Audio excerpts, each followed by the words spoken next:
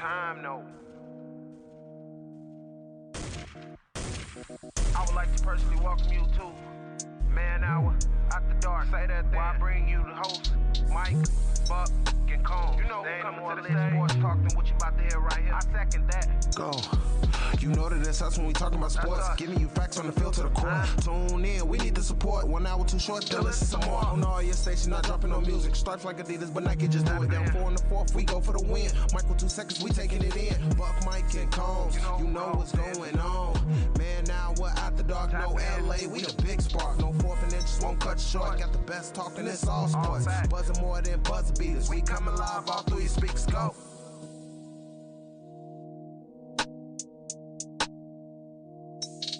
And what is up, Man Hour Nation? Michael Buckasher here with the Man Hour. Head over to manhourradio.com. Check out the blog, check out the merchandise page, and of course, become the members only page over there as well. Every Monday through Thursday, we have an after show over there, guys, 10 p.m. East Coast time, right there on YouTube or on manhourradio.com. Click on the members tab, after show, bada bing, bada boom. It is right there. We got some jam-packed show for you tonight. We're going to talk a little bit of Deshaun Watson. Of course, we've got to talk about the Deshaun Watson case. Tiger Woods speeding. Sean Millers has been fired. And then, of course, the Brewers won the series today, 2-1 over the Chicago Cubs. Speaking of the Milwaukee Brewers, Wisconsin sporty himself, Torrey, the man, Anderson. Welcome to the show, man. How you doing today? I'm doing good. I got my whole new setup. I got the headphones. Yeah. I got the mic. I'm almost official here. You are almost official until you are not official until you change your Twitter name to manhour_Torrey. Then you can be official. But right now he is at Wisconsin Sporty, so we'll let it slide for a couple more weeks, a couple more months until you are really official. So, Torrey, how was your workday, man? Did you have a good workday? Did you get a lot accomplished? It was a pretty easy day today. It's been pretty light. Tomorrow's actually for Thursday. That's actually, I have a heavy day tomorrow, but no, today was more of a kind of laid back day. It was more waiting to go talk to the surgeon today to find out what are they going to do to my shoulders.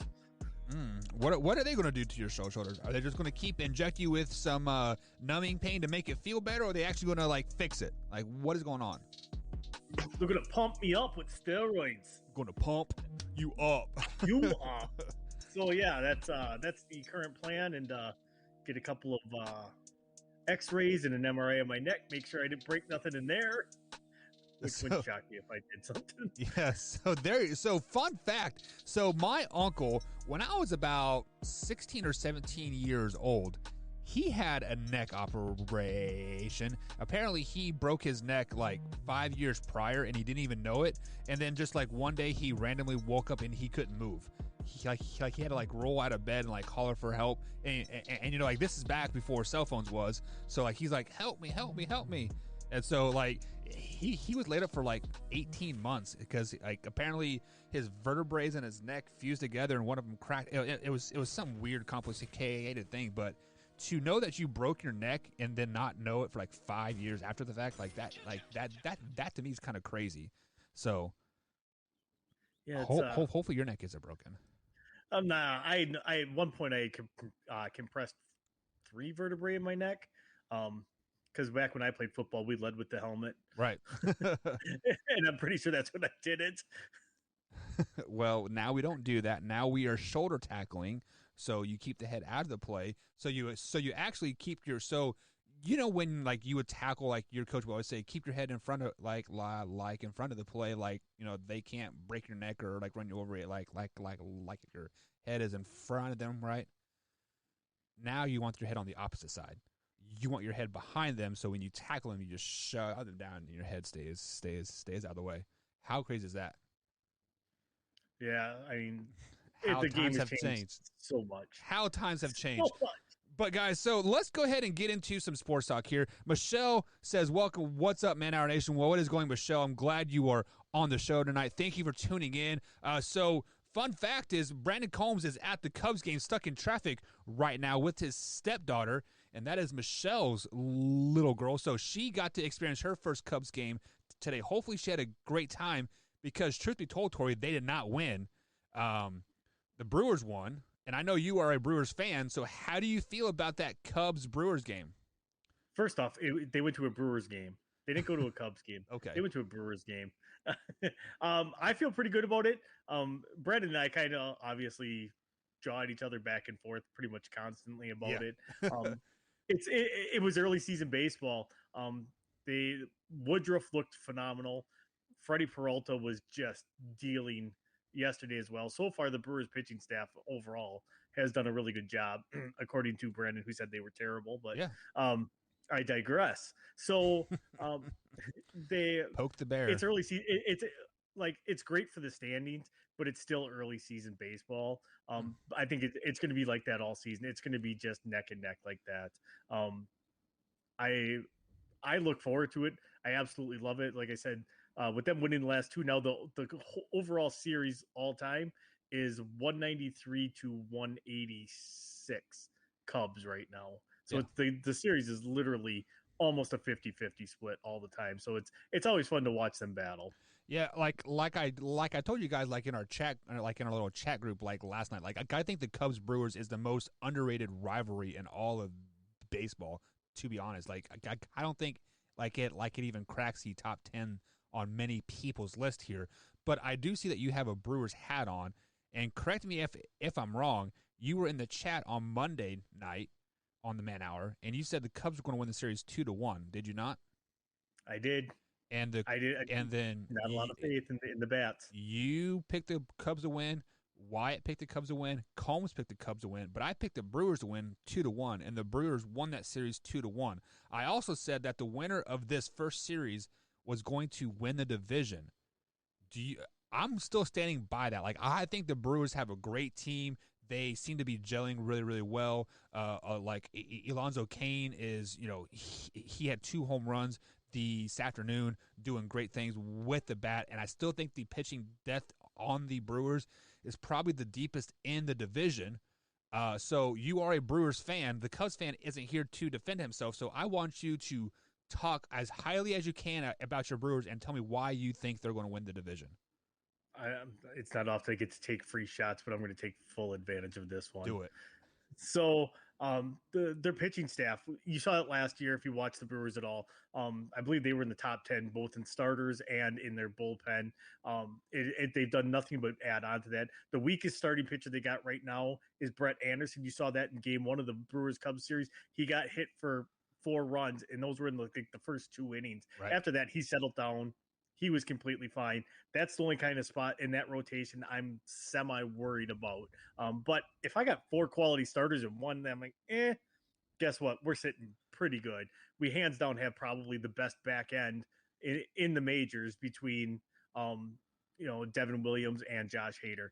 Personally, I think Josh Hader will be traded by the All-Star break just because they're not going to want to pay him in arbitration. Right. The big surprise, though, for me, and where I said, well, it's all going to come down to third base. Like, that was the big unknown.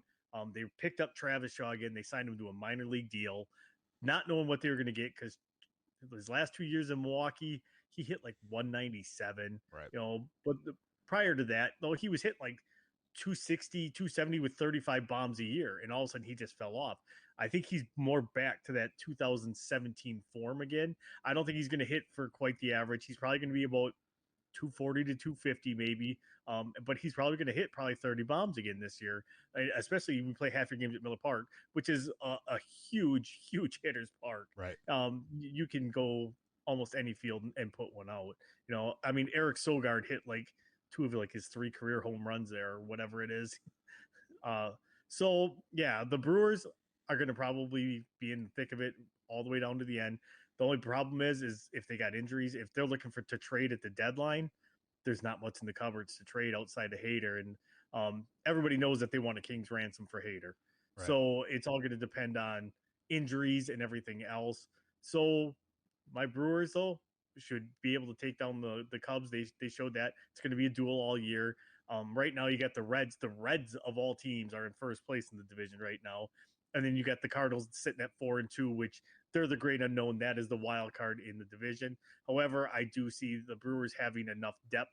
And like you said, the pitching, they have the pitching depth to kind of go over the rest of the division. Right. And so we do have a segment coming up here in just a half hour of who is hot and who is not in Major League Baseball.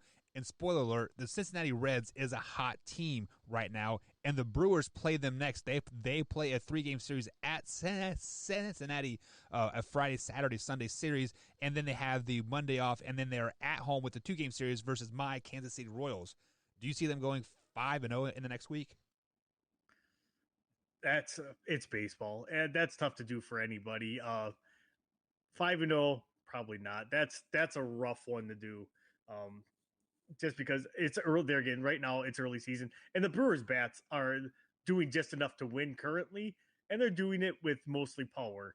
I think as it goes on, hopefully that those bats start to even out. We start to get more runs than what we are. It's like it's been all or nothing. Right. I don't think the Brewers have scored more than 4 runs in a game yet. Not that I'm aware. Let me pull up their scores here. If I could pull up the scores. Apparently they don't want to pull up the scores, but here we go. So yeah. Well, this is all preseason. I don't know. Oh, here we go. Yeah. So 6-5, 2-0, 8-2. So I mean the first series versus the Twins, they're averaging about 5 runs a game. They scored 5, 4, and 4 against the Cubs.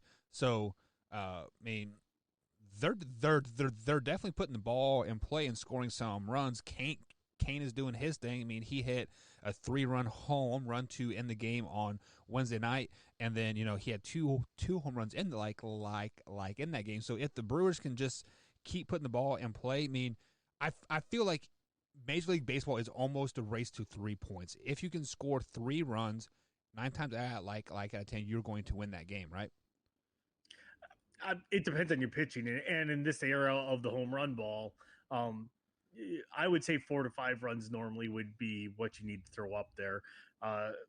Sometimes even more. But there again, if you have a great pitching staff, if you have like a Dodgers type pitching staff or an Atlanta Braves type pitching staff, and I'm even going to throw the Brewer pitching staff in there. Yeah, do it. Top 5.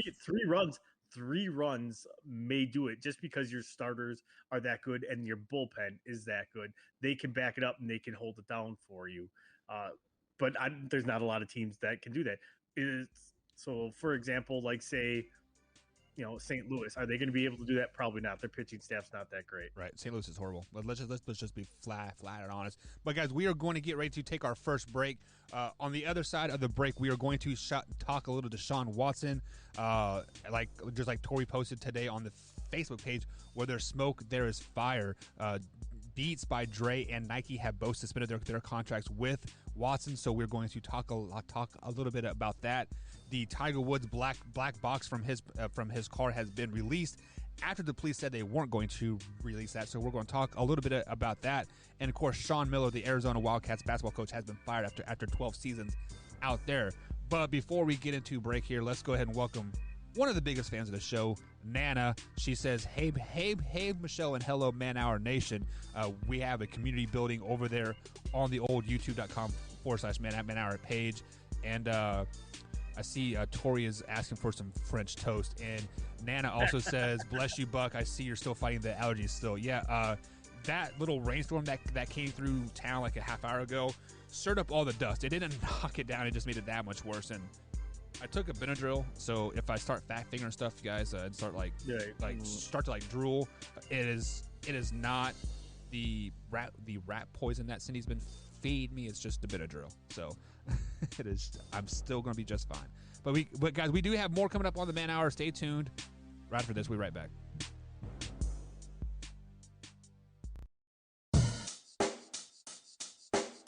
Check the mic and make sure it sound right, boys.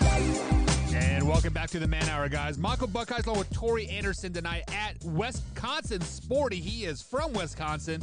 He is a Badger fan. He's a Packers fan, and obviously he is a Brewers fan as well. Riding high after the Cubs series beat 2-1. So he's definitely going to rub it in Brandon's face all for the next until they play in like a month. Like they don't play the Cubs for like a while. So Combs gets to really eat this loss here for the next month or so. But if you guys are new here, head over to manhourradio.com, click on the members only only tab. As little as $3 a month, you can become a member. You get the after-hours show. You get discounts to clothing. You get all access to us, and then all access to the blog as well.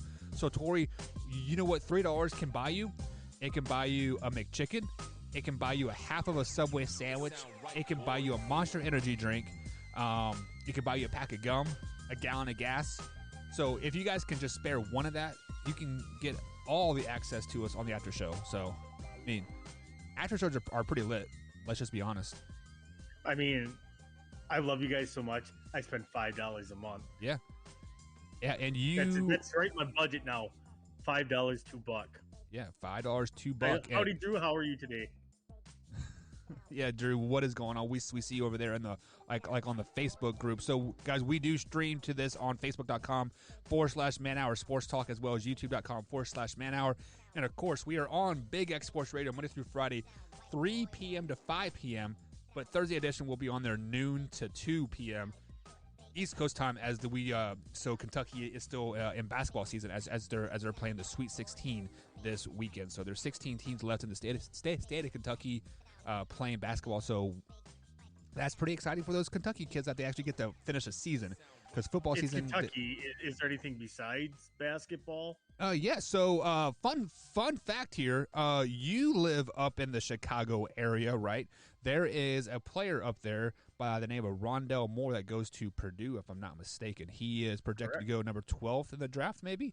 He actually is from Southern Indiana, but he went to high school in Kentucky, so he actually is a Kentucky football player. So, I mean, that's a fun fact for you. Lamar Jackson did go to Louisville. I will say, though, the Kentucky Wildcats football program is a program to watch out for. So they actually stole the Wisconsin Badgers running back coach. And the guy is a great recruiter. So that's actually a huge get for Kentucky. Yeah. Anytime you have a Stoops brother on your staff, you are going to do good things. Why? Because the Stoops brothers all originated from Manhattan, Kansas, and they trained underneath a coach by the name of Bill Snyder, the greatest coach of all time, college coach-wise, and basically blossomed those kids into what they are today. Bob Stoops, Stoops from Kentucky. There's a Stoops in Arizona, too. So all the Stoops brothers once coached underneath Bill Snyder. So what the heck happened with Bielema? What's that? Then what happened with Bielema? I don't know who you're talking about exactly. Brett Bielema was the D coordinator at K-State under Snyder. No, he wasn't. That was Mark Mangino. I thought Bielema was the D coordinator. No. Mark Mangino was the offensive coordinator, and then the coach for the head coach for Baylor was the defensive coordinator, Steve Bennett. So, not Baylor. He's a head coach at TCU now. So, fun fact: everybody that was underneath the Bill Snyder coaching staff was at one point a head coach. So, that is the one thing, he has a huge coaching tree. Yeah. So, but let's all right, Drew. We have to address this. Tom Osborne is the GOAT here, bro. Oh. So first things first, Tom Osborne, yes, he established dominance through the 90s with the Nebraska Cornhuskers. I get that. But Bill Snyder turned around a team that never won a football game for like 15 years. They were like 0-87 or something just like that before they got their first win as a football program. Bill Snyder literally built this from like a fifth grade team to a national powerhouse. Let's just be flat out honest. That is a GOAT. That is. I mean, when you had I could have coached Tommy Frazier back in the day, and we won a national title. Oh, run a triple option left and triple option right. That's real tough. Right. Real tough. Hey, that's all we ran in high school. Right. Yeah. So, guys, let's go ahead and get into some NFL talk. Deshaun Watson now has 22 women that have allegedly been assaulted by him in some way, matter, either having his privates rub up against their leg or forcing oral and stuff like that. And then, Tori, we saw that interview with the girl yesterday that came out and spoke on the issue, saying that she wasn't after money, and her reputation is like ruined and her career is ruined because of like what he did to me, first things first, that interview looked really, really faked, really, really forced. And if you weren't asking for money, why did you ask for a settlement before you filed a claim? But we're not going to talk about that here right now. We'll talk about that later here in the show. What we're going to talk about first things first is all these endorsement deals that are starting to drop Deshaun Watson from their brand. Two of which are Dre by Beats, the headphones that all the NFL players wear, and then the Nike. You know, everybody, like, I have a Nike shirt on right now. So Nike and Beats by Dre both dropped Deshaun Watson from their endorsement deals. Tori, you made a Facebook post about this earlier today. Where there's smoke, there is fire. Are we starting to see the fire start to surface from the Deshaun Watson thing? Like, what are they not telling us that we are starting to see here? Right, and that's the thing. There's something that's going on right now that we don't know. And number one sign that something actually happened is your response is like, time to start separating ourselves. That's usually the number one cue, and it can only go downhill from there.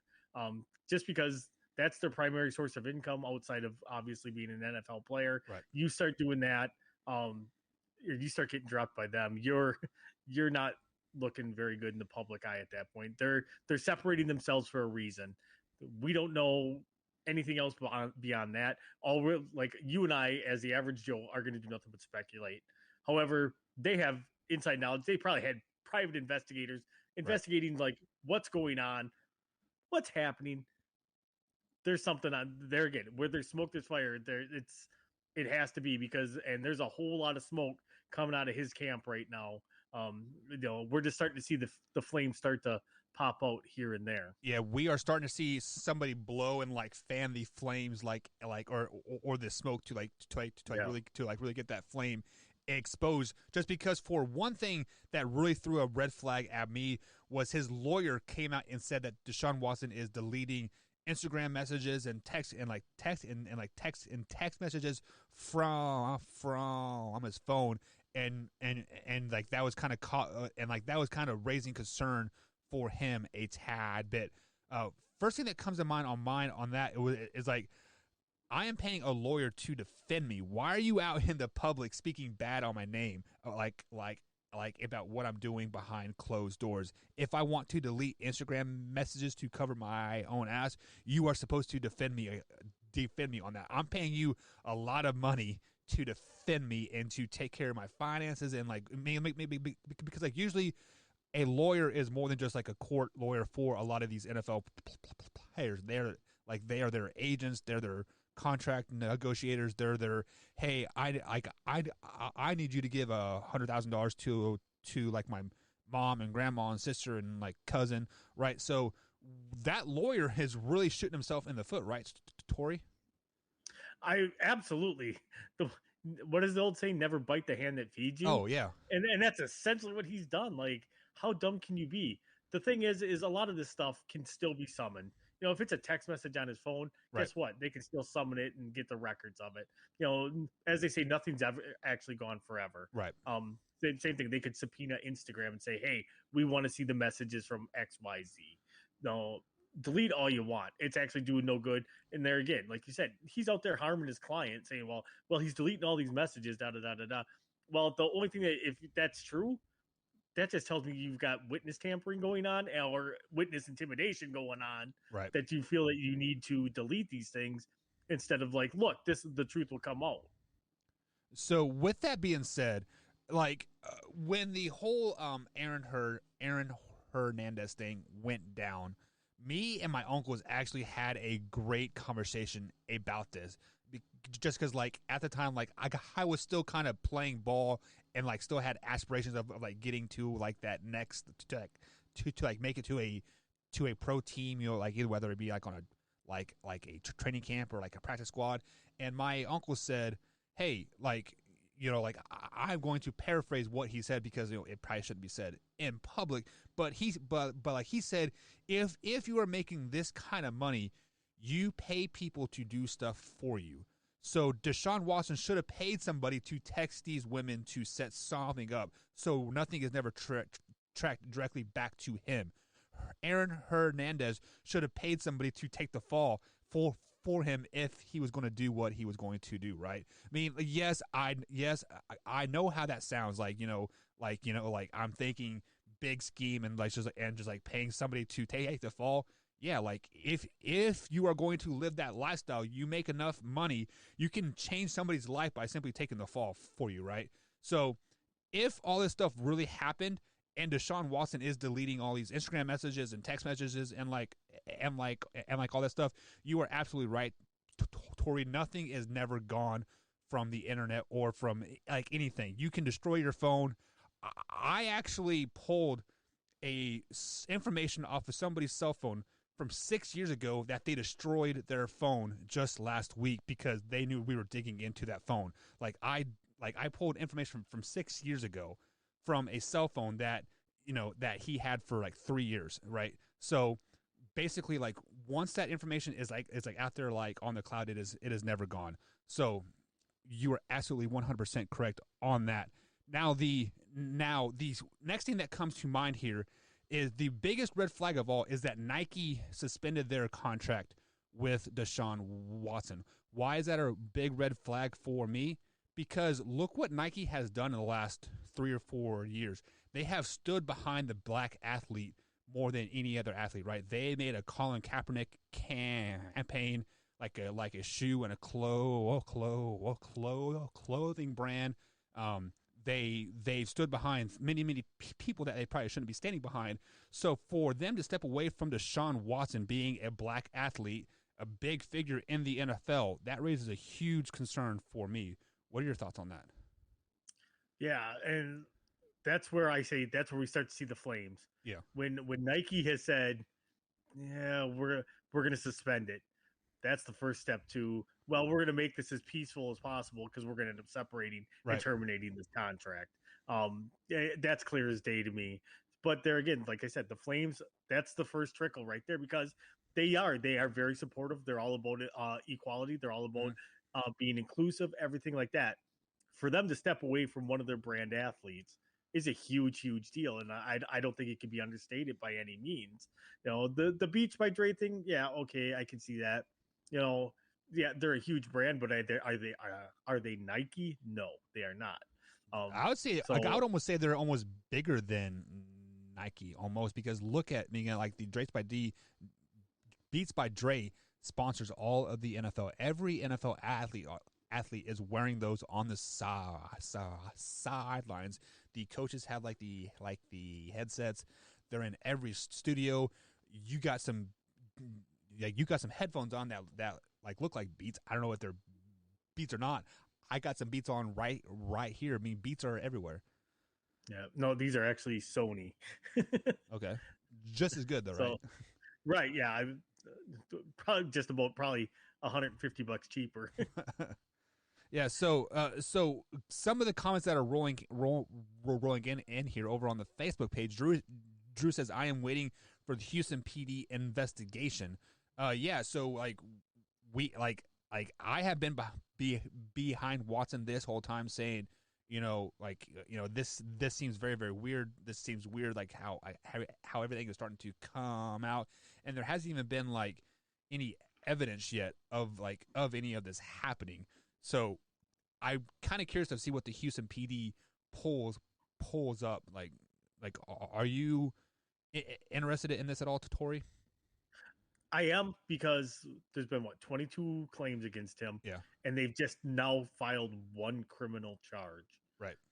So there again, we've talked from the get-go, like it was, me. Oh yeah, and me too, and me too, and me too, and me too. And it was all civil charges. I'm like, if something really was going on and something really bad happened, there would be criminal charges being filed left and right on this instead of just civil.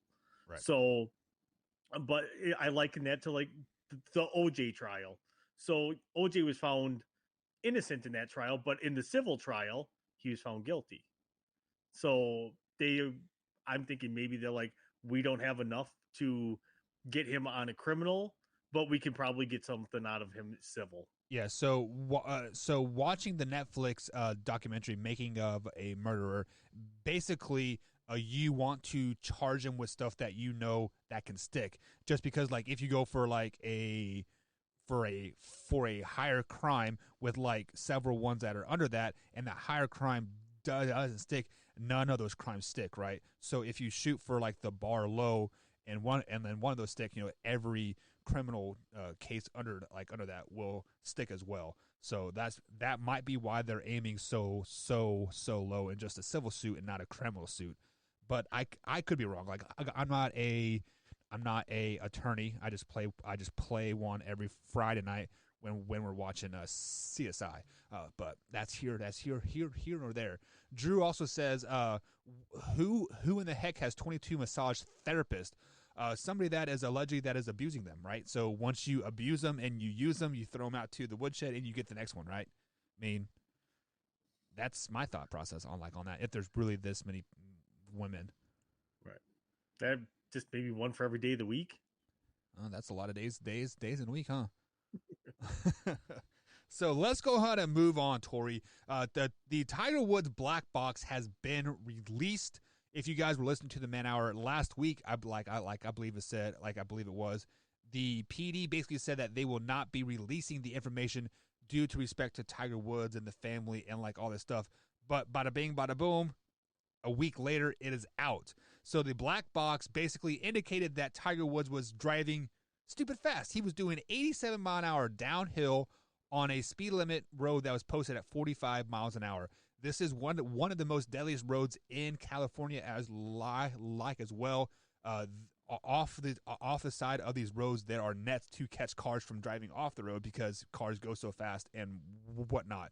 So he had top speeds of 87 miles an hour going downhill on a 45 mile an hour speed limit zone, and then he hit a tree head on going 75 miles an hour.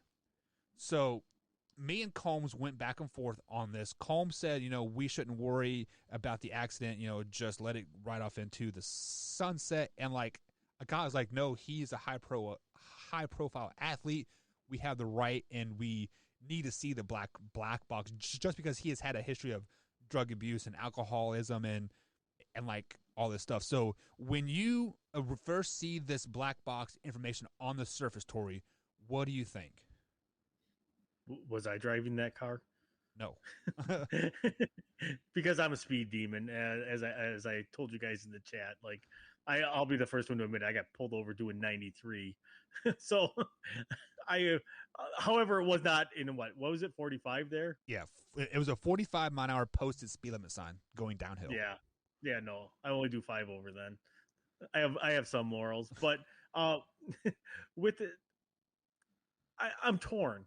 Yeah, I get it. Yeah, he's a high profile athlete, but if your neighbor from 3 blocks down got into the same wreck, would you care? Would you want to know the same information? Probably not. You'd be like, idiot, at least he didn't die. Oh, wait, like, I don't know, being like, as they say, curiosity kills a cat. And like, I would be kind of curious of like, hey, how did you break both of your legs? Like, what were you doing to being so stupid to break both your legs in a car accident? So would they release the neighbor's black box information? No, but you would probably ask them if you knew your neighbor well, like enough, right? Yeah. So I'm going to say Tiger's going to end up Vanessa Bryant, whoever released that too. Yeah. I mean, because if there was a confidentiality thing. Yeah, I mean, that's kind of weird, especially since the police chief said that they weren't going to release anything, and then a week later they released this stuff. So like, that's kind of concerning to me, but it also raises some deeper concerns of what are they hiding? Because like every time something like this leaks, it is because they're hiding something else. Was Tiger Woods high? Was he drunk? Was he under the influence of something to cause him to drive like this? So if people start to digging, like TMZ for example, they are huge, of exposing this stuff. Why not release the black box and say, oh, he was doing 87 to cover up what really happened? Yeah, I don't know. To me, like, I am not that person. Like, is like, oh my god, I'm not into like. I like my athletes, but I'm not into like. I could care less what they do in their personal life. He could be higher than a kite, and I wouldn't have cared. But yeah, he did 87. He hit the tree at 75. Like, he could have made a mistake. B, we don't know, did the accelerator stick? Was there something wrong with the car? Like, there's so many unknowns with it that, like, I hate. You know what they say about assuming. Right. You know that old saying. And at this point, that's what we're kind of still doing with it because we don't have all the facts. But now they're saying, well, we're not going to release this. Oh, by the way, he was doing 87. Yeah. I don't agree with it. I don't like it. Let the man heal and move on. He'll probably never play golf again, but Yeah, probably not, because I think he shattered both his legs and ankles, if I'm not mistaken. Like, I don't remember off the top of my head. But over here in the comment section, Drew says the sheriff said that he was not intoxicated in any way, and that's good enough for me. Okay, Drew, I agree with you, but the fact is that the sheriff already contradicted himself once, saying that they weren't going to release the black box information, then they release it. So when you say that he wasn't intoxicated in any way, are they going to come back and say, oh, by the way, he had some pain pills in his system, or he was smoking some weed, or, because, just like, as they say, once a liar, always a liar. You said you weren't going to release the black box information, but now you did. So what else are you hiding? That is my thing. that's no tiger. That's a cheetah. And then Drew also says it is policy/procedure for these types of things. The SO has to get the permission to release the information. I'm not for sure what the SO is. Is that the? I'm guessing sheriff's office. Okay, so maybe Tiger Woods said release the information so he could cover up what would happen. Like, I don't really know. I mean, I would say I don't care, but I do care. Like, I care that a person that I look up to, that changed the face of golf, is doing something stupid on the sidelines. Like why are you doing this? Like, are you trying to commit suicide? Or why are you driving 87 miles an hour down a dangerous road? Like, it doesn't make sense to me. But yeah, you do that. Like, why do people drive drunk? Why do people speed? Like, it's a variable of human nature that we can throw in almost any situation.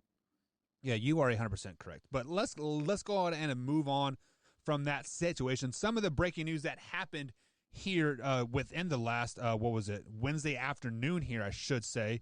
Sean Miller has been fired from the Arizona Wildcats basketball team. Sean Miller did spend 12 seasons at Arizona. He has been there since 2009, and he led the Wildcats to 7 NCAA tournaments, 3 Elite Eights, and like, Arizona has won at least a share of the Pac-12 regular season championship 5 times underneath Sean Miller. The biggest red flag about him was the 2017 investigation that, he was paying players, and he was caught on tape saying, he was going to give X kid $10,000 a month. I forget the kid's name, but he is now in the NBA. So, Tori, you are a basketball guy. Are you surprised about, this Sean Miller firing after 12 seasons? I'm surprised it took this long. They're still facing 5 level 1 infractions, right? That are still under investigation with Sean Miller. You would have thought that as soon as these all started to come up and these flags started to get raised, that they would have canned him a long time ago. Most programs would, unless they were like, oh, we don't think they did it. Well, we did an internal investigation, which a lot of colleges will do an internal investigation, self-report, but not on 5 level 1 infractions. It's like I said, I'm surprised he lasted this long. After, I was shocked that they didn't can him after 2017 when everybody started going down. They were calling for Pitino's head. Right. He lost his job at Louisville. They were calling for him to go to prison. They were calling for Sean Miller to go to prison. But it was a lot of these boosters that went to prison instead. Right. Yeah, and if I remember correctly, correct me like if I'm wrong over here in the chat, youtube.com/manhour. But there was a anonymous tip, basically said that if we were to turn in every team that was paying players back through 2014 through 2018, there would have not been any basketball teams in the 2019, I believe, or maybe it was 2018 NCAA basketball tournament. So to kind of just point the finger directly at Sean and Rick Pitino is kind of just like their scapegoat here. But reading an article here, Tori, one of the biggest like eye-raising things to me was that the president and the athletic director at Arizona wanted to give Sean Miller an extension and keep him past the 2027 season, but the boosters are like, nah, you are out of here. And then he got fired after they said that. So that tells you that money speaks when the boosters say, hey, we're going to pull our funding, the colleges jump, right? Oh, absolutely. They'll be lucky if they don't get SMU'd. I mean, that's pretty harsh. You've not seen the death penalty since on a program, but I wouldn't be surprised if they come down hard on them. They are going to take a nice safe hire with their next coach. That's a straight by the book guy. So when you say a nice straight hire, what name comes to mind? Anybody? Off the top of my head, Mike nobody. Woodson from Indiana. Get him out of here. Right? No, but like, if you would have asked me like a year ago, I'd have been like Marshall from Wichita State. Well, it comes out like I was pounding the table for the Badgers to fire Greg Gard and hire him because he is a great coach. However, apparently he beats his players, but something like that, like, I would say a coach along Marshall's lines, though, without the don't abuse your players, because he's a no nonsense coach. He was a great coach, and he just he overstepped the line. You know who would fit great in Arizona? He already is a Wildcat coach, but he is in Kansas, the Kansas State Wildcats coach. Bruce Weber. Get him out of Manhattan. Send him to Arizona. You just want who you gonna replace him with? Bruce Pearl? Anybody. It seems like Bruce Weber and Bruce Pearl follow each other everywhere they go. Anybody but Bruce Weber. Bruce Weber was actually a good coach when he was at Illinois. No, come on. You know that he inherited that team that he took to the national championship. What did he do when his first four years of recruiting? They're like 5-20, right? They were horrible. And Still want to tell you though. And then he got fired the next year and ended up in K-State. So, didn't he go to Tennessee, or was that Bruce Pearl went to Tennessee? Bruce Pearl was a Tennessee coach forever. Then he's in Arkansas or Alabama right now, isn't he? Arkansas. I don't know. I can't remember. Some SEC school. But Tori, we are going to take our next break. On the other side of the break, Tori, it is your time to shine, man. We are giving you the segment tonight, 15 minutes worth of baseball talk. You are going to tell us who's hot and who is not in Major League Baseball. Coming up on Man Hour, guys. We'll be right back.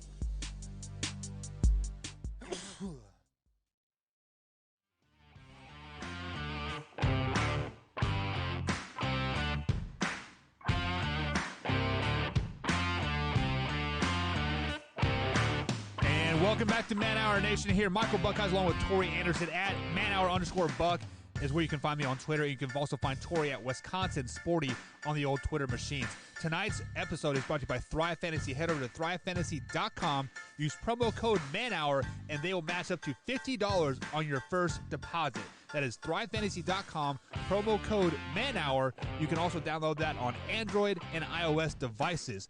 Fun fact, Tori, is I do play Thrive Fantasy every day. They have a $2 game and a $5 game. You simply pick over-under bets of like how each player is going to do in the major leagues, like each day. So you pick 5 to 10 players and then 2 ice picks just in case that player gets hurt or gets COVID and can't play, and those ice picks slide in there. Tori, over the last week, I've won over $1,200. So I'm doing big things over there on Thrive Fantasy, guys, and you should join me over there. ThriveFantasy.com, promo code MANHOUR.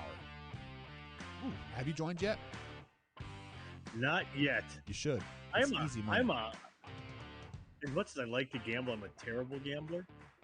Well, see, Tori, that is what's so great about Thrive Fantasy is like you don't need to really dive deep into these sports. Like yes, you can. It will give you a little bit of like an advantage. But let me pull it up here. This is how easy it actually is. So let me pull up my Thrive Fantasy app over here on my iOS.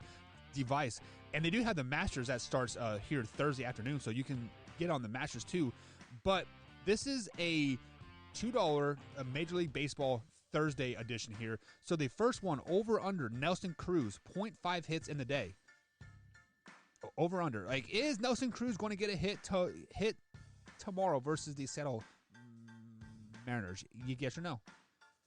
Yeah, because I could hit the Mariners. So over it is. And Bada bing, bada boom. It is that. that easy. That easy, Tori. That easy, man. But you know what is another vice in life, Buck? What's that?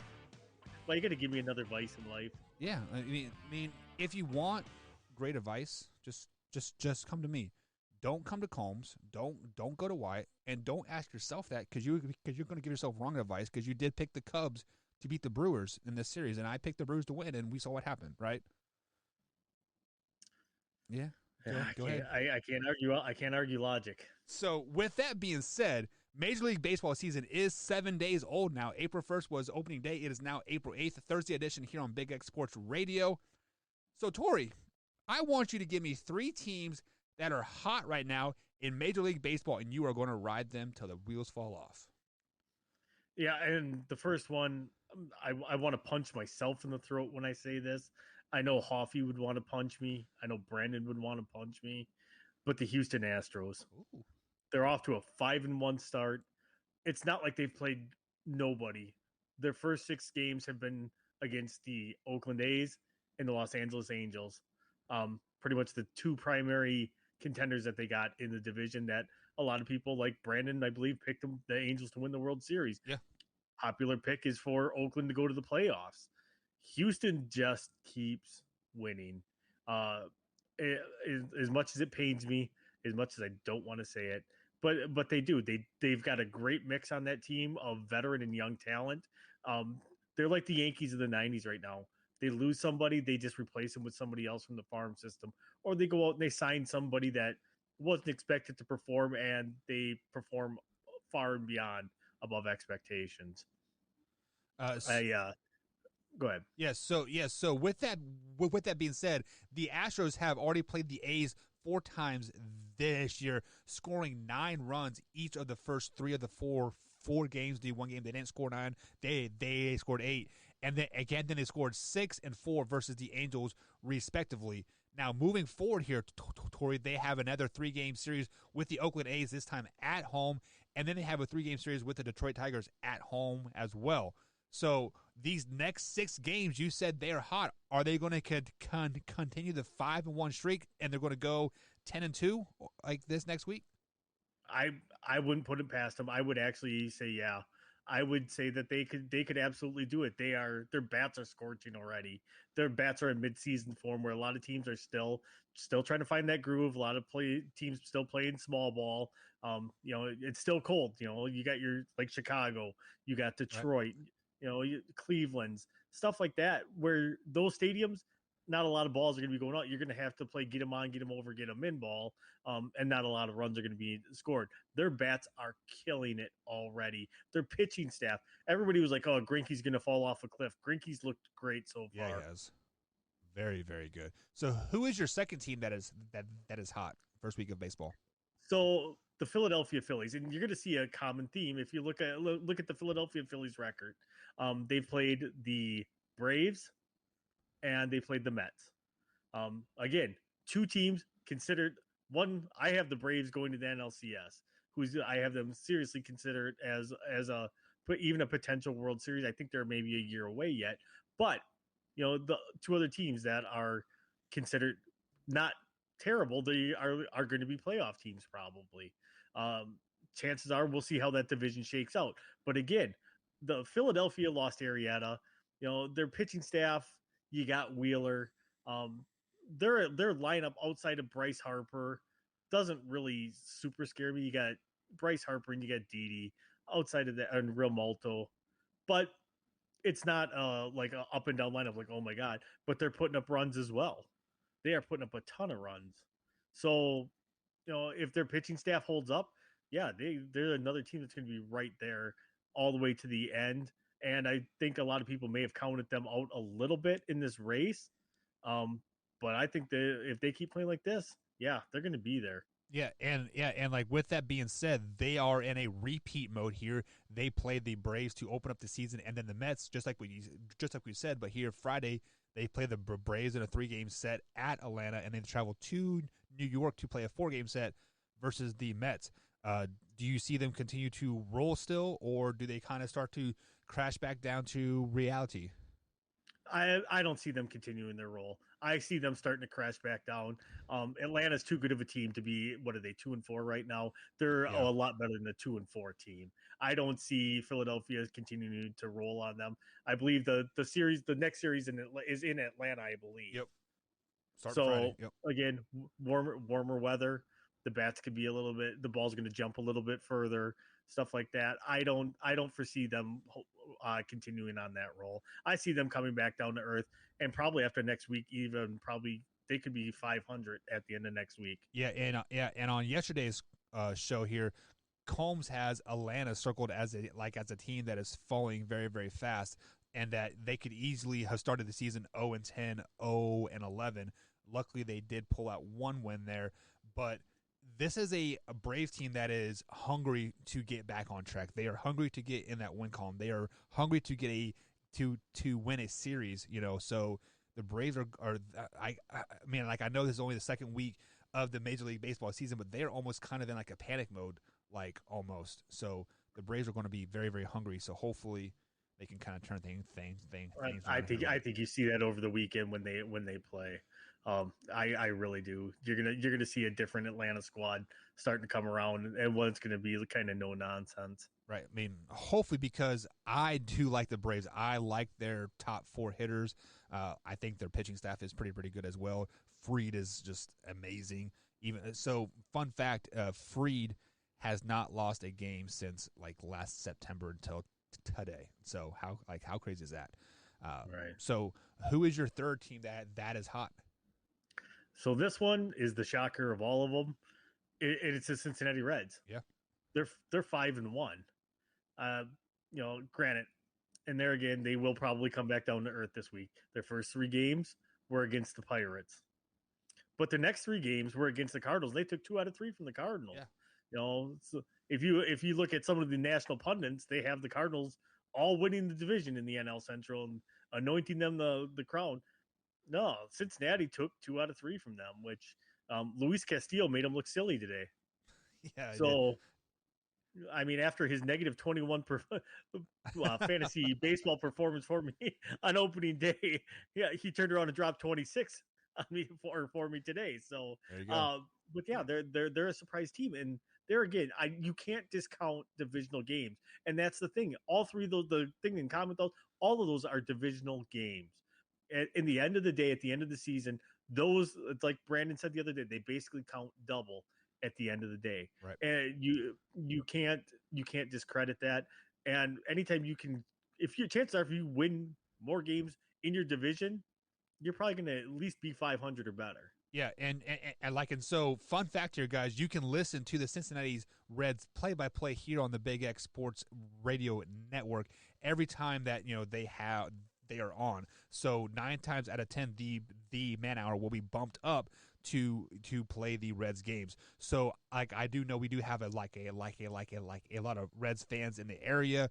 Many people rooting for the Reds, and because the Reds minor league system, the Louisville Bats, are right here in our backyard. So we could see that Reds farm system grow up, and to see the Reds start out on a 5-1. To me, it is absolutely shocking. Yes, because they did start off the series versus the Cardinals, and just like what you said, Tori, many experts, I want to put air quotes, very, very hard air quotes, around that, had the St. Louis Cardinals winning the division with probably the worst pitching staff in all of their division, and then the pitch and then they did sweep the Pittsburgh Pirates this Wednesday afternoon as well with a 5-1, with a 11-4 win. And the Pirates, they are a bad team, but they're not horrible.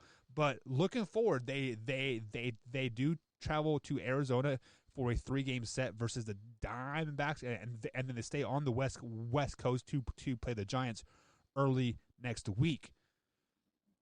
Those 2 teams don't look very good either, to be honest.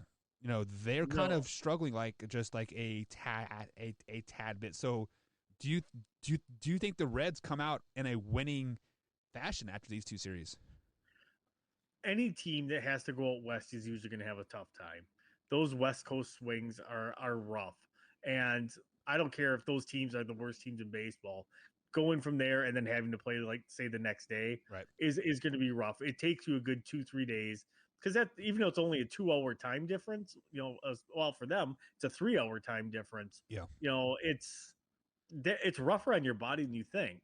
Um, just from somebody that's experienced going from time zone to time zone like that, it catches up with you, and all of a sudden you're like, oh, you might sleep a little bit later than you will. You might be up way earlier than you normally would. Right. It throws your whole routine off. So I could see them actually probably, even though they're not, both those teams are not very good, I could see them at maybe going 500 or less than 500 Ooh. on that swing, because the Giants, I think, are going to actually start surprising people. They're not going to be great. They're not going to make the playoffs, but they're going to be better than I think some people expect. So you are expecting them to upset some big teams like the Dodgers and Angels over there on the West Coast? Absolutely, I do. They're going to be that team that's pesky. They're going to be that team that's not great. It's like I said, not great at all, but they're going to be pesky. They're going to be that tough out team that's just going to be like, yeah, we're here to ruin your day. Right. So jumping over here, like on the chat line, before you give us three teams that are not hot, I do see we have some Reds fans here. Stacy says, "Woot woot for the Cincinnati Reds," being 5-1 going into their first off day. And then Drew also says, "It pains me to see the Reds win." So we are on the polar opposites here on the Reds fans. We have some Red lovers and some Red haters. So maybe they can find some happy medium, but like everybody root for the Royals because we're going to the World Series this year. I said it. I said it. No. So, all right. So where's the mute button? You gave me 3 teams that are hot right now. Now give me 3 teams that are not hot. 1, the Oakland Athletics. Oh, for a team that was considered to be like probably one of the upper tier teams, they're 1-6 right now on the year. That is probably the most shocking thing of all. Granted, they're a small market team, but they still have all the pieces in place to be a really solid team and be a playoff contender this year. For them to start off 1-6 is absolutely nuts to me. Granted, 3 or 4, is it 4 now? Those losses are against the Astros. Well, yeah. So they lost their 4-game opening series to the Houston Astros pretty handily. 8-1, 9-5, 9-1, 9-9, 9-2, and then they lost the next 2 to the Dodgers, and finally winning today or Wednesday in extra innings 4-3. So they have had a pretty tough schedule because I saw on somebody's power rankings, I'm not saying whose, it is not Hoffy's, but I saw them having Houston Astros in the top 5. So Houston Astros and Dodgers were both in the top 5. So can we cut the A's a little bit of slack by playing a pretty tough schedule? I think a little bit, just because they probably played the 2 of the best teams in all of baseball. I would cut them a little bit of slack. Will they bounce back? Probably. You're going to hit those stretches where you're playing teams that aren't that great. So I would honestly cut them a little bit of slack on it. But on the flip side of that coin, they do have they do play Thursday here and Friday, Saturday. So they play a 3-game series versus the Houston Astros at Houston. And then they travel to Arizona for a 2-game set versus the Diamondbacks. So do you see any wins there? Maybe when they play the Diamondbacks. The way the Astros are playing right now is just ridiculous. It's like, as much as it pains me, and I hate to say it, they probably maybe win 1 game in Houston, and they could probably take both games from Arizona. I would have to look at who's pitching and what the matchup is. Right. But other than that, no, the Astros will probably handle them pretty easily, and then they might get their little bit of redemption and bounce back against Arizona. Right. And then bring up this chat here from Nana. She says, does Detroit Tigers still have a team? Fun fact here is after the Oakland A's play their 3-game series versus the Astros and the Diamondbacks, they played Detroit at Oakland. So Detroit Tigers do have a team. They're playing a 4-game set over there, a Thursday through Sunday set. So, and currently only a game out of first place, sitting at 3-3. The Detroit Tigers are. They are better than the Cleveland Indians and the White Sox right now. I believe they're tied for first place in that division, if I'm not mistaken. No, Minnesota's 4-2. Okay, you're right. All right, KC 3-2. Yeah, Kansas City gave up a huge loss today. Greg Holland really disappointed me in the 8th inning, but we digress on that. Give me your second team that is not doing so hot right now. That would be the wonderful Miami Marlins. Imagine they're not the Florida Marlins anymore. No, Miami. Yeah, I'm old. Put some respect on their name. Are these still the Tampa Bay Devil Rays? No, they're just the Rays. So yeah, the Marlins are not off to the they're not off to the start that they would like. And they are not world beaters by any mean either. So they've started off their season. They lost 2 out of 3 to the Rays, which the Rays are pretty good. Yeah. The Rays probably could go to the World Series out of the AL this year, and then they got swept by the Cardinals. Right. A not very good Cardinals team. Yeah, a not very good Cardinals team. Which, if you got swept by a not very good Cardinals team and you're 1-6, that means you're pretty much terrible. Yeah. And their record does not get any easier because they do travel to New York for a 3-game set versus the Mets, and then they travel to Atlanta for a 4-game set versus the Braves. So 2 teams top in that division as well. So I know it is hard to lose 7, 8, 9, 10 games in a row in Major League Baseball, but I could see them losing 7 games in a row. What are your thoughts? Oh, absolutely. I could absolutely see that. It's a young team. It's a bunch of no-name team. I don't know. I just feel like next year the Marlins will, kind of pull like the Patriots did this year and sign every free agent available. And except the Patriots try to keep people. Right. They'll sign every free agent available, win the World Series, and fire sale it again because that was always their MO before. Well, correct me if I'm wrong. Derek Jeter owns that team, right? Yeah, I don't know if he's the controlling owner or just a partial owner. I think there's 2 or 3 owners, and I don't know who the controlling owner is, but I don't believe it's him. So that's why I don't think that they would do that, just because he's going to try to build something. Right.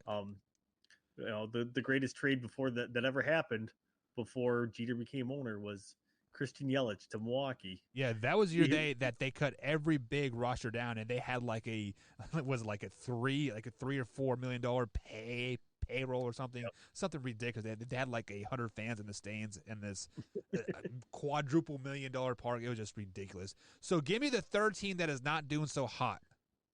Well, it's the other one that I think actually has a chance. Like you said, they're not terrible. They're terrible.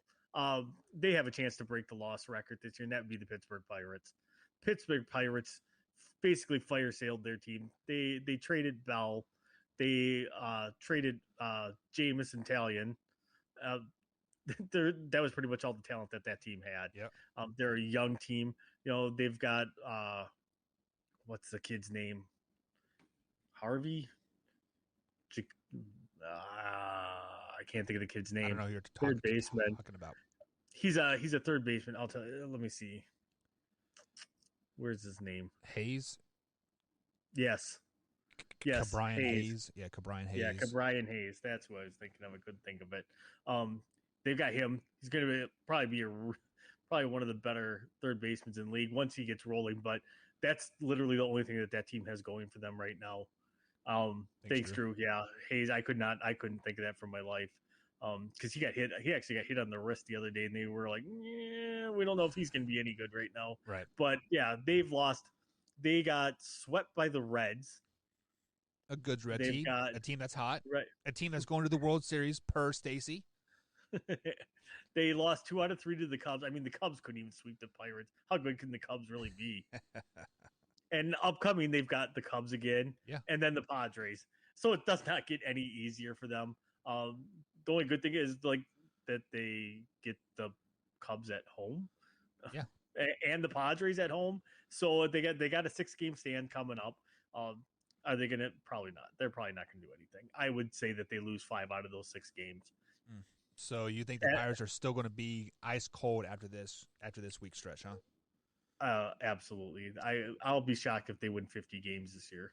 Wow. That is a bold statement. As Drew says, he is very sad about his Pirates going this year. And Stacey says thank you that the Reds are going to the World Series.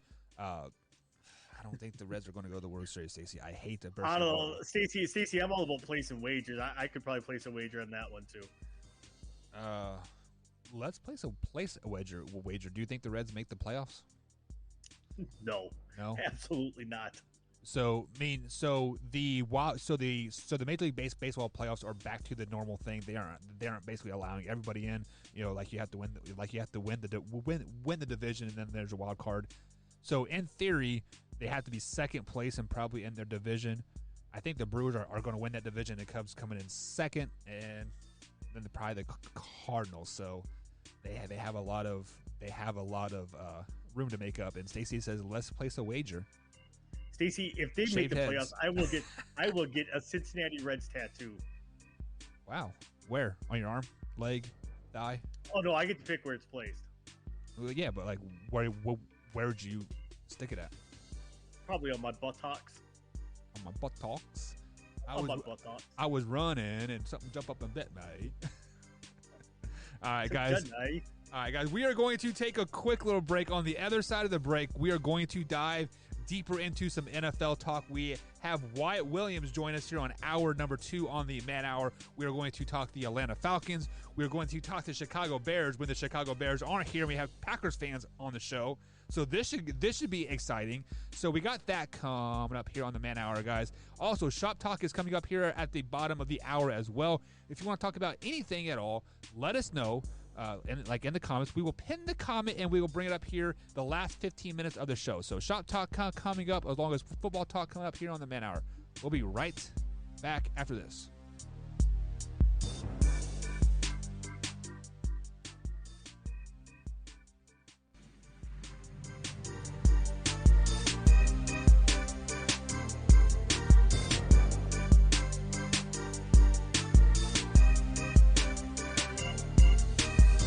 Welcome back to the Man Hour, guys. Michael Butkashi here. If you guys haven't done so already, over here at youtube.com or facebook.com, hit that like button and share this with a couple friends as well. We are on facebook.com/Man Hour Sports Talk. And of course, you can find us on youtube.com/Man Hour. So if you guys would, hit that like button right now if you are listening to us. And if you missed any part of the show whatsoever, we do upload the clips every day, Monday through Friday. Actually, Sunday through Saturday, I upload the clips. I upload clips all day, every day over there on youtube.com/Man Hour page, or you can find us on iTunes, Spotify, and iHeartRadio as well. So I'm going to go ahead and bring on the man of the hour here.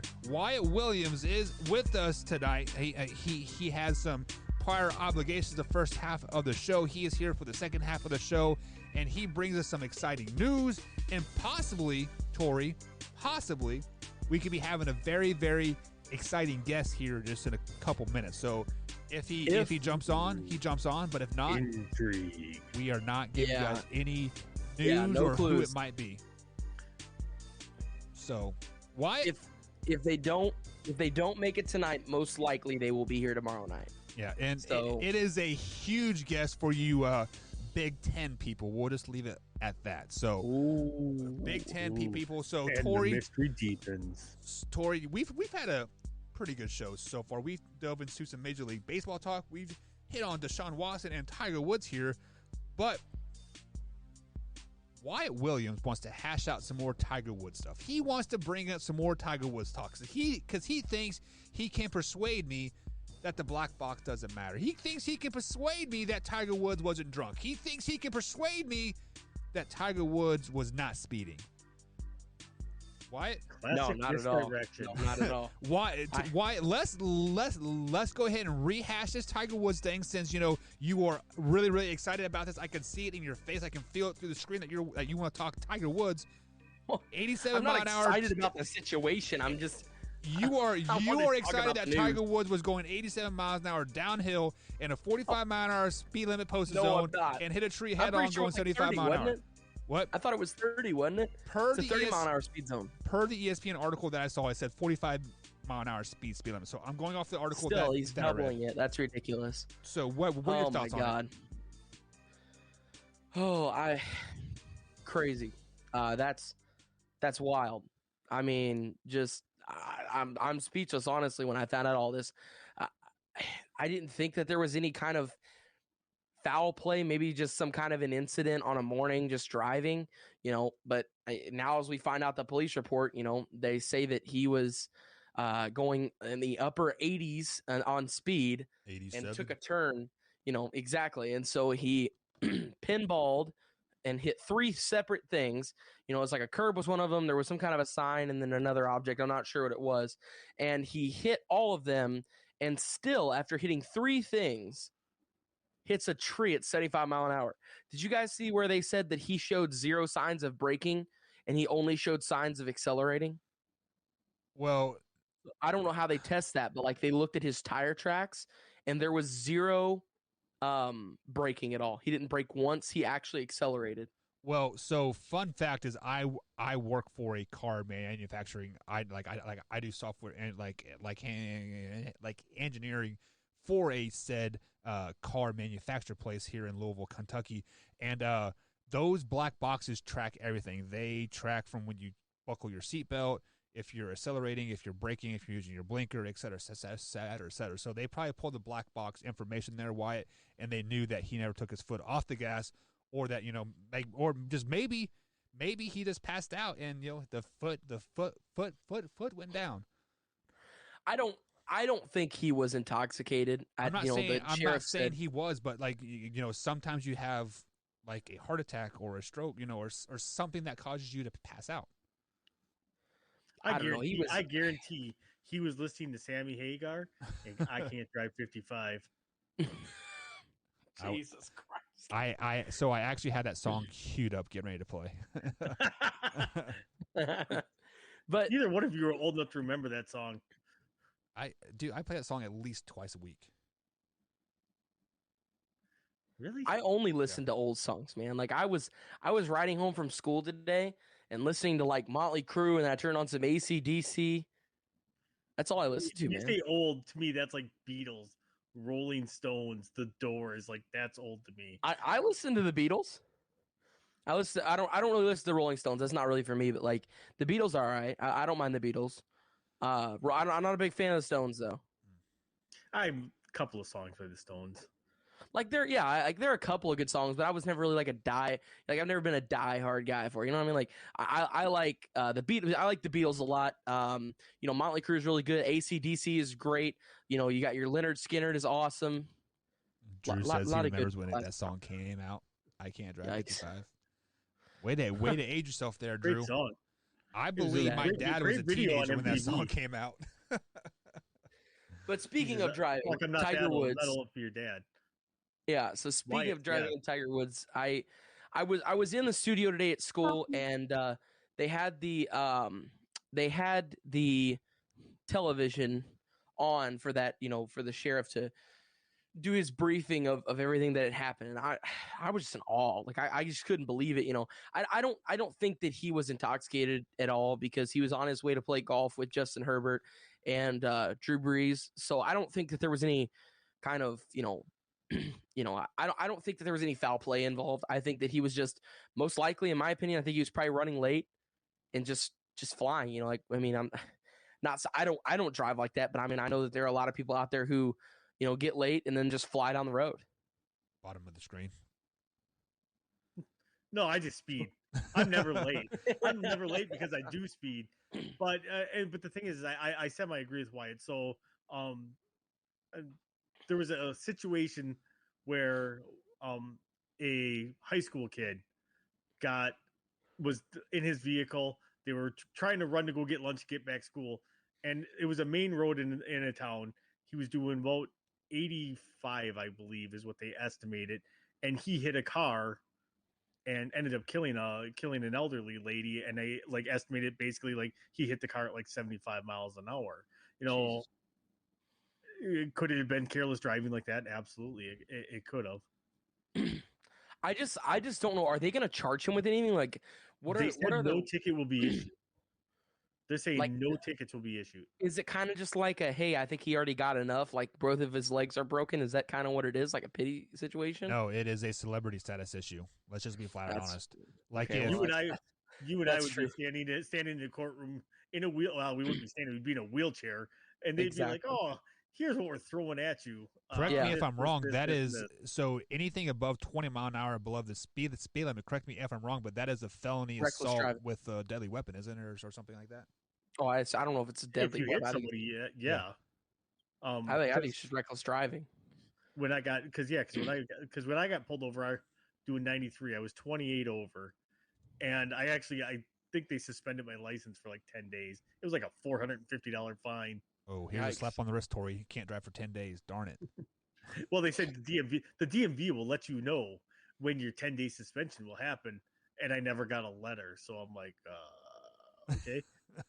Better safe than sorry, just not to drive for the next month, right? But let's go ahead and digress from that Tiger Woods thing. We hashed it out in hour number 1.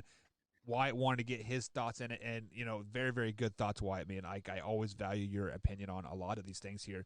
But this is one of the opinions that I want to value your opinion on very much so. We have 2 Packers fans on the show here. They bleed the green and gold. Tori and Wyatt here. But Combs sat here and said that the Bears made an offer for Sam Darnold. It turns out that they did not. The only 2 other teams that made an offer for Sam Darnold was the 49ers and the Washington football team. So therefore, guys, the Chicago Bears think they have their man. They think Andy Dalton is their man moving forward. Of course they do. Why? I'm going to kick it to you first because you are just on here in the second half of the show. So I really want you to get your opinion in on this. What are your thoughts about the Bears not even pursuing Sam Darnold after rumors come out said they did? Well, let me grab my confetti gun real quick. I mean, it's great. I mean, now we have to deal with Andy Dalton, Kirk Cousins, and Jared Goff. It's amazing. I love it. I love every second of it, because I think that Sam Darnold is a really good quarterback. I know that he's got some picks that doesn't look pretty on the stat sheet, but he also had Adam Gase that was calling his plays. So, I mean, it evens itself out, and he's got no offensive line. I could basically go up there and play some offensive line for him last year. So, I mean, I think it's a great thing for the Packers. I think it's a great thing for the Vikings, and it's a great thing for the Lions. We get to face Andy Dalton now twice a year. All of us do. Essentially, it's like we get 3 bye weeks. We get 1 bye week that's real, and then 2 bye weeks when we play the Bears. That's about how it always is. But I mean, why would you not pursue a young quarterback who has plenty of potential, who has made great throws? I saw a video of the Jets watching Zach Wilson's. Now, I know they didn't go to his workout. They just watched it or whatever because they were at Mac Jones's, I believe. But the Jets were watching Zach Wilson's workout, his pro day workout, and watching some of the throws that he made. And they were like, wow, like that was a good throw. And then it flipped and it showed Sam Darnold making the exact same throws in a game situation with a defense coming at him, right, with a cornerback guarding his wide receivers, with safeties over top, with a defensive line running in his face and linebackers covering over the middle, and with an offensive line that sucked. It's the same throws, but in an actual NFL game, Sam Darnold made every single one that Zach Wilson made. I'm not taking anything away from Zach Wilson either. I want to make that clear, too. I think Zach Wilson's a great prospect. I think Zach Wilson could possibly be the best quarterback in this draft. But, Zach Wilson is Ryan Leaf 2.0. Oh, come on now. Ryan Leaf had way more hype coming in over him. Zach Wilson kind of really, he was on the boards and stuff, but just kind of snuck in out of nowhere to the top. He was always on the big boards, hey, this is a quarterback that'll be taken in the first 3 rounds, but he made some really good plays and showed some tremendous football IQ. And I know he didn't play the defenses that, say, Trevor Lawrence and Justin Fields did, of course. I mean, they play the best talent at the college level in the world. I mean, it's not even close.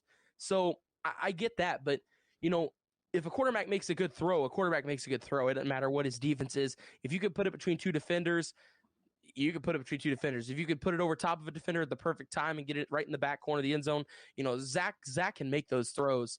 And like I said, I'm not trying to take away anything from Zach, but it's just funny to me that the Jets, weren't keeping Sam Darnold when he can do the exact same things. And same with the Bears. The Bears have seen it. We've all seen the game film. Sam Darnold's a good quarterback, and I think that the Panthers came away with a really good steal out of this. They gave up a toaster, a can of cheese, and some Chef Boyardee pretty much for him to get a quarterback that was drafted just a few years ago with the second overall pick, a top 3 guy, out of USC. So football IQ is way up there. He's still super young, got a lot to learn. He's got 2 wide receiver weapons now, and they still got that high round pick. So maybe they bring in a guy like Kyle Pitts or one some of his more receiving line help. is one he had already. Do what? One of his receiving weapons that he's got in Carolina is one he had already in Robbie. Yeah, Anderson. Robbie Anderson. Yeah, and remember how great he was with Robbie? No, Robbie was a weapon whenever Sam was throwing to him 2 years ago. Not this year, of course, because Robbie wasn't with him this year. But 2 years ago, Robbie Anderson and Sam Darnold. You can watch the film on that. They connected very well. So it's going to be nice to see them play well together, as well as DJ Moore is a really good deep threat that can hit you and burn you on the side if you're paying too much attention to Robbie Anderson. So I think the Panthers really came away with the steal. So Wyatt, before I let Tori take over here and kind of basically regurgitate everything that you said, because you guys are both on cloud 9 right now with Andy Dalton, which I think Andy Dalton is a pretty good quarterback in the NFL, top 15, and I'm going to stick by that until the Bears do prove me wrong. That's just because gingers stick together. Yeah. With that, with that being said, a couple things stood out to me that you said there, Wyatt. Is like why didn't the Bears go after a young quarterback and that they could have had for cheap? They had a young quarterback on the roster by the name of Mitchell Trubisky that led them to the playoffs not once but twice, but they gave up on him. They're like no, you need to go elsewhere. Basically, why would they give up on they gave up on Mitchell Trubisky to go after Sam Darnold, which was basically in a worse situation. Where is Mitchell Trubisky right now? I don't think he's signed with anybody. He's the Bills. Some wings in Buffalo. Yeah, he's a backup in right. Buffalo.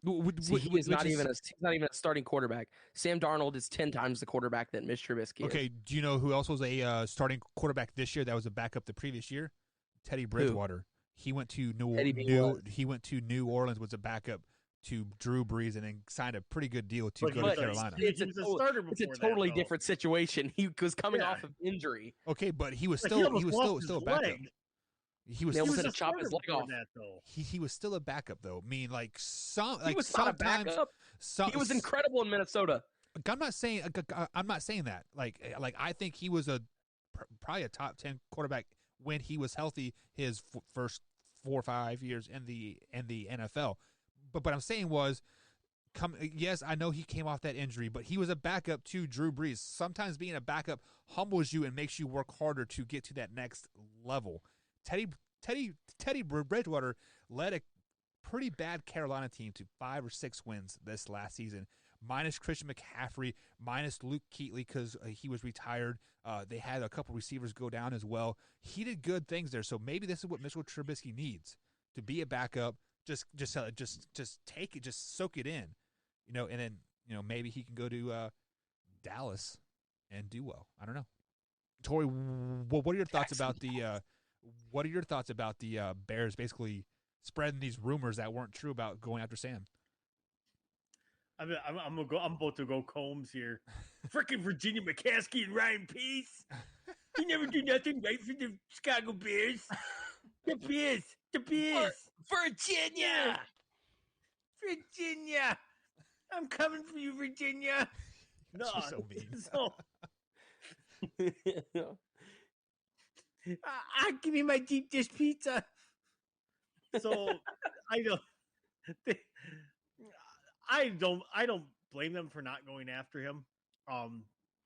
One, they need all the draft capital they can get. They're going to enter a rebuild here real soon. So, why put the money into it? Let's sign a bargain basement deal like Andy Dalton and go 4-12 so we can get a top 10 pick next year. They're looking already at probably the next couple of quarterback classes. Andy Dalton obviously isn't the long-term answer there. What they're going to want somebody that they can get on that rookie deal, pay him cheap. So if he works out, great. We'll deal with it 5 years down the road. If he doesn't work out, we're going to Trubisky him too. Well, first things first is obviously Andy Dalton is not the long-term answer. He's like 36 or 37 years old. He has maybe a year left in his NFL career. But with that being said, I pulled up the Chicago Bears 2021 list of opponents here. I want to ask you guys this question because, you said 4-13. Tori, why you're like they aren't going to win a game at all, and I think they'll probably go 8-9, 9-8 type of situation here. I think they'll be a 6-7 win team. Okay, so let's go ahead and put your theories to thought here. So they played the Detroit Lions twice. Like, obviously, do you have them losing both those games or winning both those games? I think they split 1-1. They split. The Lions, for whatever reason, they could be terrible, except for like the year that they went 0-16. But they always play Chicago and Minnesota super tough. They play Green Bay tough too, man. Okay, so what about the Packers? Do they split, win, or lose? They lose both. They lose both of those. Okay, so right now you guys are both sitting at 1 win. What about the Minnesota Vikings? They lose both of those. Wow, you guys are having them winning one division game. Come on now. Yeah. That's absolutely crazy. Okay, so now you're looking at outer division opponents here. Arizona Cardinals. L. Lose. San Francisco 49ers. Lose. These are all home games, lose. by the way. These names, these games that I'm giving you right now are all home games. So, Baltimore Ravens. Lose. Bengals. Lose. Win. Oh, tie. I'm taking a tie. Giants. The Bengals are the king. Bengals are the king of the tie game. Yeah. Giants. I think it's an L. I think the Giants are going to be a better team They are. than anybody Giants even expects this year. Now, these are all road games. Cleveland Browns. L. L. Rams. L. Pittsburgh Steelers. L. L. Seahawks. L. Bucks. L. Raiders. W. I'll give them the benefit of the doubt. Win. So Yeah, I'll there's give 'em 3 W then. wins and 1 win. Tori, you are a hater right now. Giving the Bears 1 win, like you are absolutely crazy for that. Sorry, you had them doing 2 wins. I'm sorry, because you had them beating the Lions and then the Raiders. That was 17 games. And a tie. And I gave him a tie. 5, 6, 7, 8, 9, 10, 11, 12, 13, 14, 15, 16, 17. Yep, 17 games right there.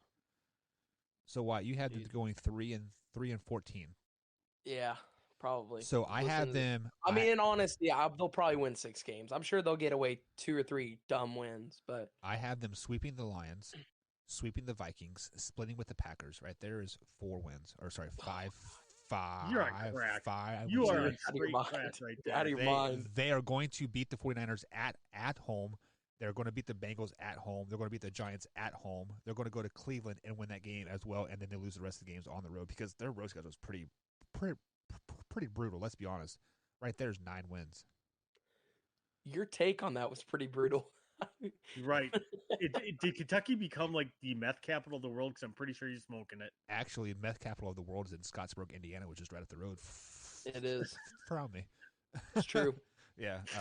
Fun fact. So, I don't know, guys, but like this whole Bears thing, rumors sitting that they were going after Sam Darnold, and they like Dad at Combs said they even place an offer for him, and yeah, not true at all. Sorry. No. Moving on to the Sell next that on one. a Bears fan page. Yeah, probably. Give Moving old on. Combsy a break. Moving on to the next one here. Justin Fields is scheduled to have a second pro day April 14th. So just in 6 days here, he's going to have a second pro day. He's going to throw at that pro day, and the San Francisco 49ers are going to be at that one. They said that they had prior obligations for his first pro day, a.k.a. they were in Tuscaloosa, Alabama, watching Mac Jones throw the ball. So the San Francisco 49ers do have the 3rd overall pick. Tori, do you see Justin Fields going to the San Francisco 49ers at all? I could. I honestly do think that could happen. A lot of the mock drafts have Mac Jones going, which I'm not high on Mac Jones either. Him and Zach Wilson, I'm just not high on either one of them. But it looks like Tom Brady. Yeah. God. Hate when people say that. But his pro comparison is, man, the guy's never played an NFL snap. How are you going to compare him to a pro? You know. Yeah. But anyways, I could Zach Wilson to Patrick Mahomes. Right. I could definitely see the Niners taking Justin Fields. How much of it do they look at though of well, how does he compare to Dwayne Haskins? Is that going to scare some teams off from even a couple of years ago? Now, Dwayne Haskins obviously has some maturity issues.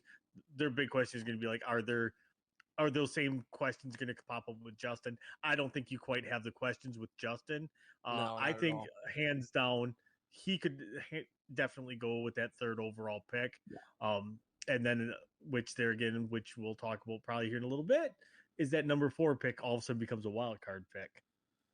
And either the phone lights up and starts ringing, or they make a pick there. But I digress with it. Yeah, I absolutely. Justin Fields, I think, is probably the second best quarterback in this draft. Is he NFL behind, ready coming out of the gate, or does he need to sit for like a little while? I think it would benefit him to sit. It would benefit him to sit a year, maybe 2. But if he gets thrown into the fire, he's got enough mobility. He can make plays happen. They're not always going to end well, but he can make plays happen. He showed it when he was at Georgia. He showed it when he was at Ohio State. Right. So, Wyatt, you are our draft guru. We need to actually do your mock draft 3.0 coming up here very, very soon, as the draft is Let's do it Monday. just 2 weeks away, right? It's April 28th, or sorry, 21 days away, so 3 weeks away.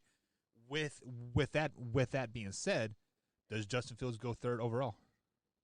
I'm not 100% sure. I know that at that first pick, everybody knows it's Trevor Lawrence. I don't think there's any question about that. We all know that. And I would go as far to say that we could possibly even see Justin Fields go second overall. Is that going to happen? Likely not. I don't think so. I think Zach Wilson is a lock for the Jets. I think they're going with Zach Wilson. I think that's a done deal. But I still think there's that chance that Justin Fields goes there at that second pick.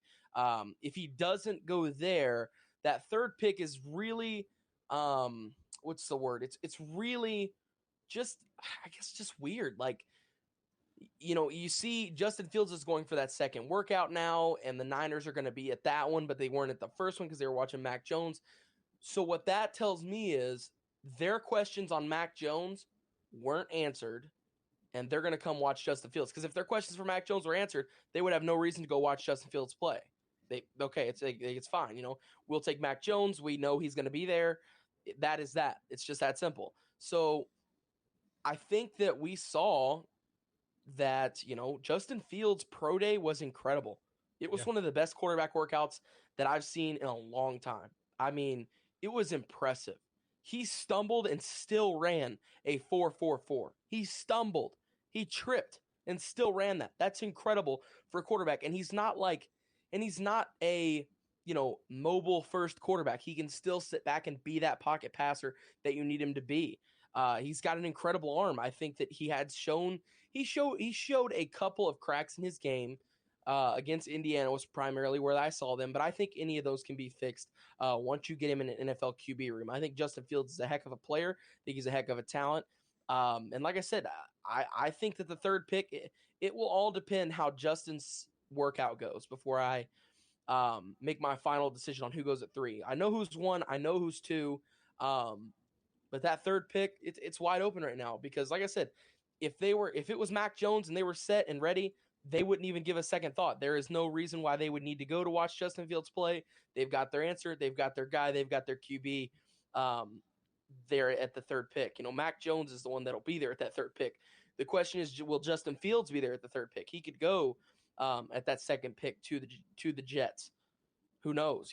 So it's a really deceiving take on that one. It's tough to speculate until we see Justin Fields get out there and throw again. Here's the deal. If Justin Fields gets out there and throws like he did in the first pro day, there is not a doubt in my mind why he doesn't deserve to go at the 2 spot and the 3 spot at worst.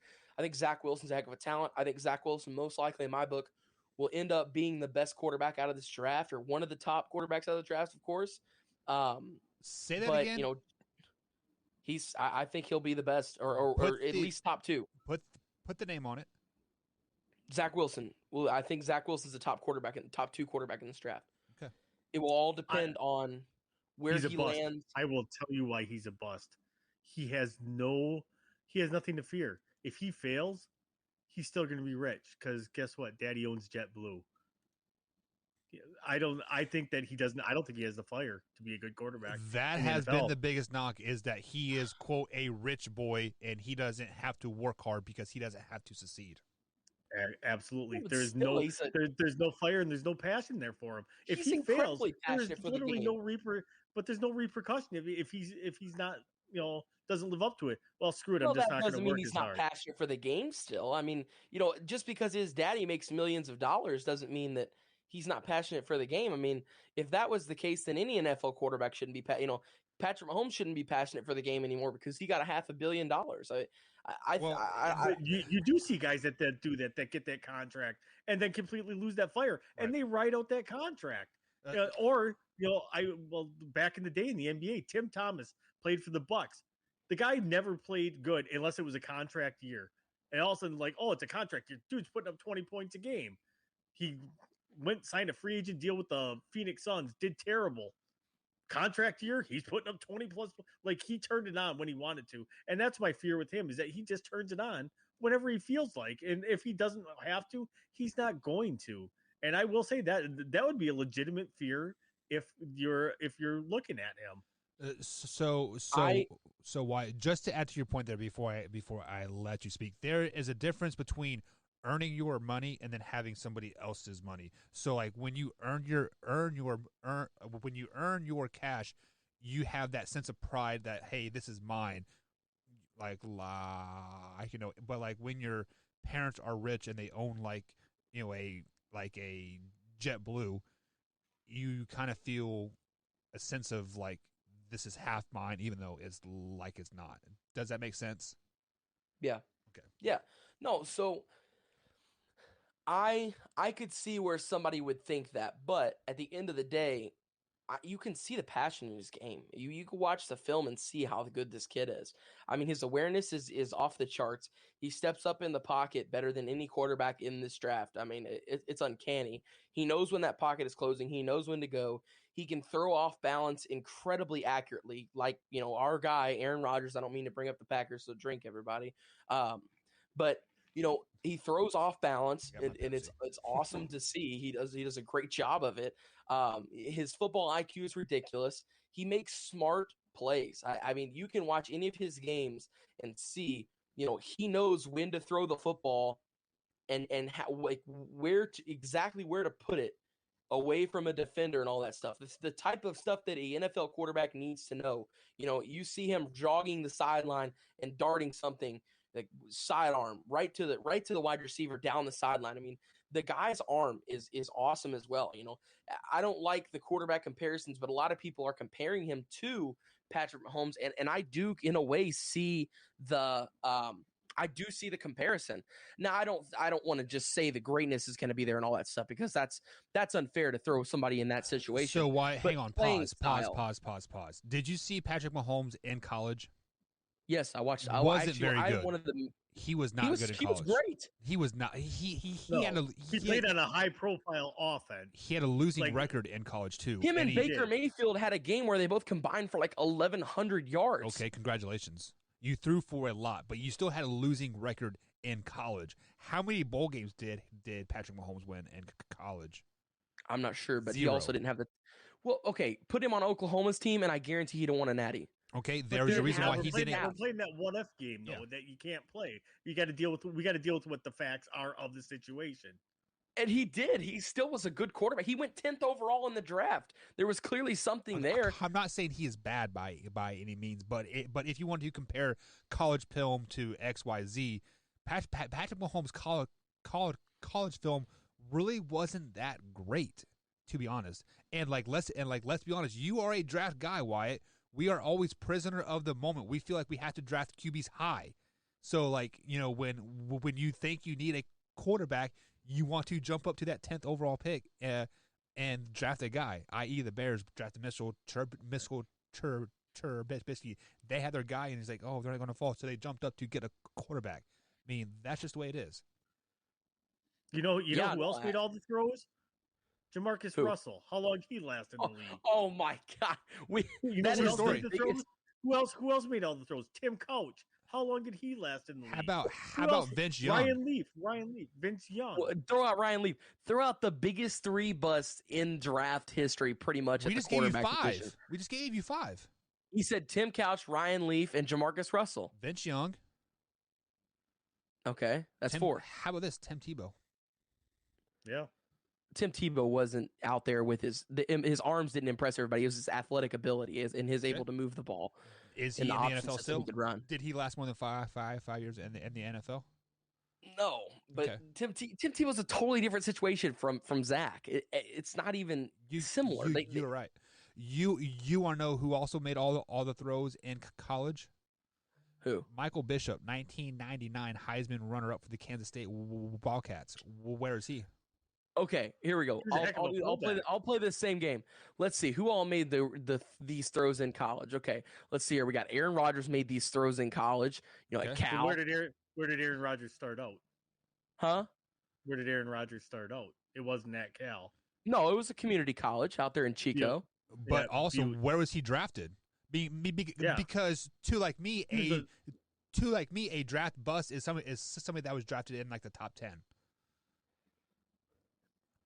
Okay, then Baker Mayfield made all the throws. He's not a draft bust.